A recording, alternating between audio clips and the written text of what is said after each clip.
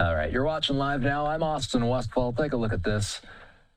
Bill Stewart has this from Reuters. Russian President Vladimir Putin on Wednesday ordering his top officials to draft proposals on possible nuclear weapons testing after U.S. President Donald Trump said last week that the U.S. would resume such tests. Putin saying that Russia has always strictly adhered to its obligations under the Comprehensive Nuclear Test Ban Treaty, but that if the United States or any nuclear power tested such a weapon, then Russia would do so too. Retired Marine intelligence officer, national security analyst, and host of the Strat podcast, Hal Kempfer, standing by to discuss this. You and I were talking about the U.S. announcement when it took place, the U.S. saying that it wanted to be on par with Russia and China. Does what we're hearing today change the calculus from our previous discussion? Austin, it really just has evened it out rhetorically, if you will. You know, Russia's saying, well, we're going to look at starting our nuclear testing again. And of course, part of that was the president was basically, he's saying that China was covertly or secretly testing nuclear weapons. I'm not quite sure how you can secretly test a nuclear weapon. That's there's ways we can pick up on stuff like that. So anyway, China has denied it. Russia says they weren't doing it. More recently, North Korea was doing it, but he said they're looking at doing this. Now, I looked today, and there's and it's the same thing I already knew, which is it'd be very difficult for Russia to possibly renew its nuclear weapons testing capability, just like it'd be very difficult for us to do that. We mothballed all those sites. They're no longer operational. It would take a very, very long time to do it. And then you look at the environmental implications of that, and there's some speculation, well, they could do above ground tests. I don't think anybody's talking about doing above ground tests. Those have huge, well, pardon the expression, huge fallout, if you will, if they do that, which literally is huge fallout.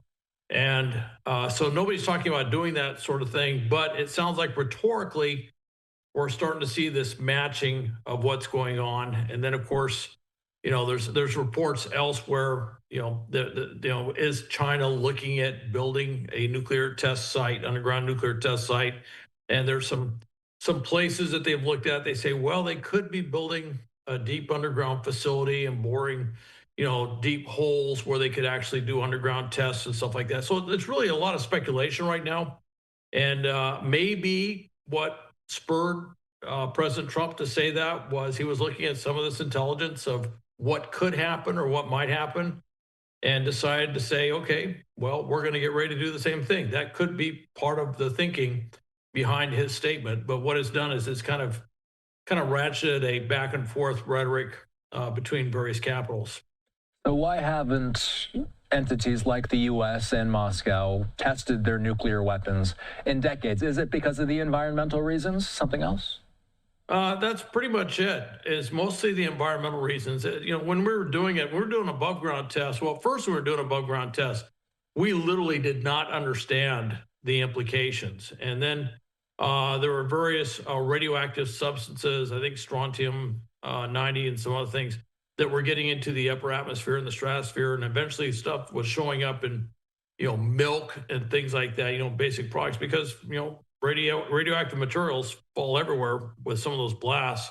And some of those blasts were just amazing, 50 megatons, things like that. It just put so much stuff in the upper atmosphere that it was literally causing radioactive impact all around the world. So they stopped that in the early 60s. Everybody agreed that had to end. So they went to underground tests.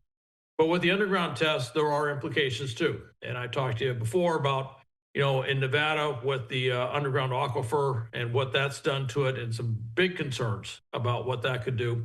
And that's the only place we have that I know of that we'd even look at doing underground tests again. So, Russia has issues. They don't seem to be as environmentally attuned as others. So I don't think they're worried about it. I don't know that China really wants, China's done some above ground tests, going back to 96, I think was when they stopped. I think those were below ground tests, but they did some above ground tests about the same time everybody else was doing above ground tests. And so, I'd hate to see this testing thing kind of kick off in this direction. There's just a lot of logistics involved. but there's a lot of environmental implications at every single test site that they would consider. You talk about the U.S., you talk about Russia, you talk about China. I want to talk about North Korea. There was some news coming from, I believe the news agency is called the Yonhap News Agency. This is an agency that covers Korea. They say that Kim Jong-un could conduct a nuclear test at one of the country's facilities in a short amount of time, if he decides to do it, citing South Korea's Defense Intelligence Agency. We're looking at images of President Trump meeting with Kim Jong-un in 2019.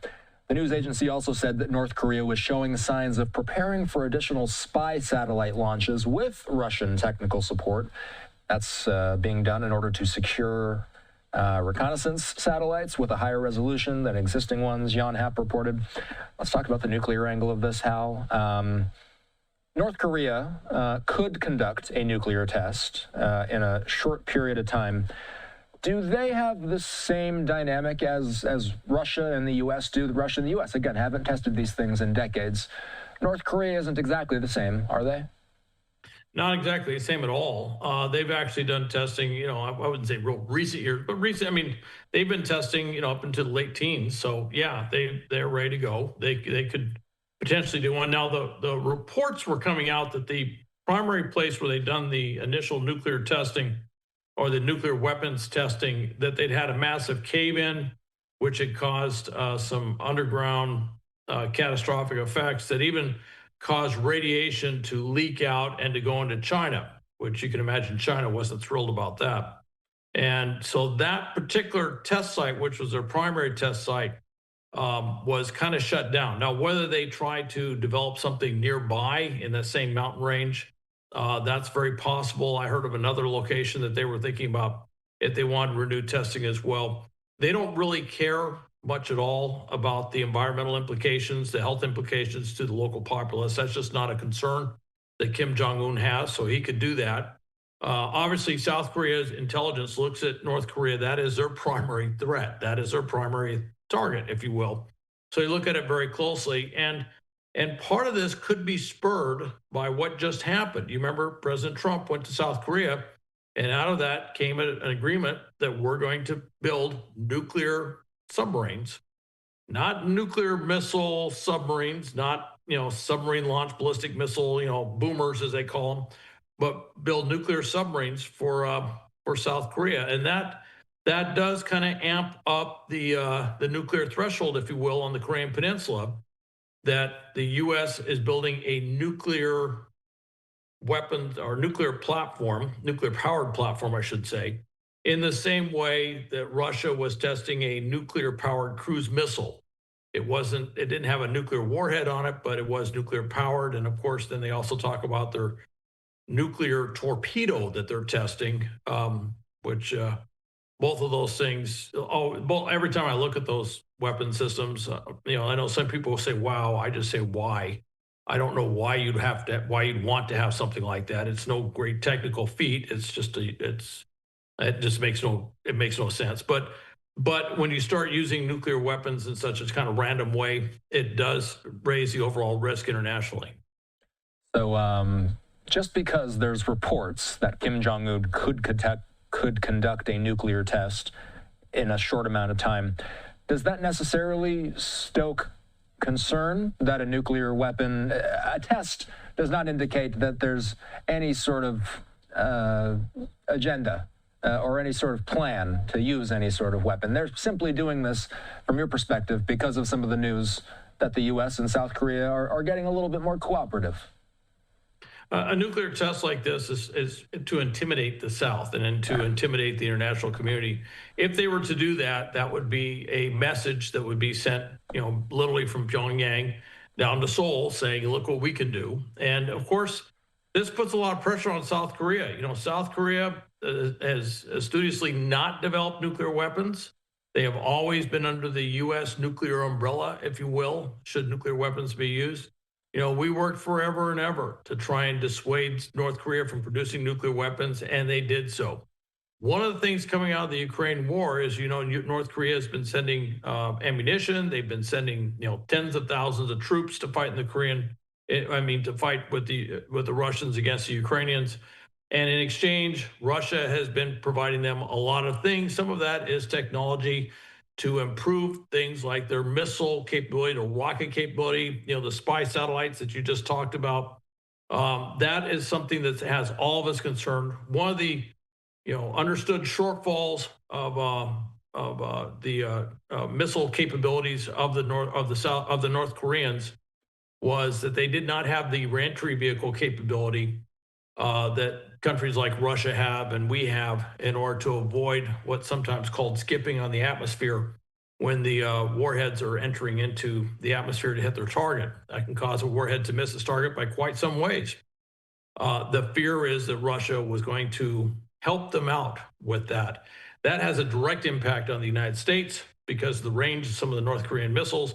That has huge impact, of course, for South Korea, because all of a sudden they see that the North has an improved capability to hit various different cities. And so it just, anytime you add on to that nuclear testing, active nuclear testing, after there hasn't been for quite some time, it just makes the risk level globally that much higher. Hal Kempfer is a retired Marine intelligence officer, national security analyst, and the host of the Strat podcast. You can listen to Strat anywhere podcasts are available. Thanks, Hal. Have a good night. All right. Thank you, Austin.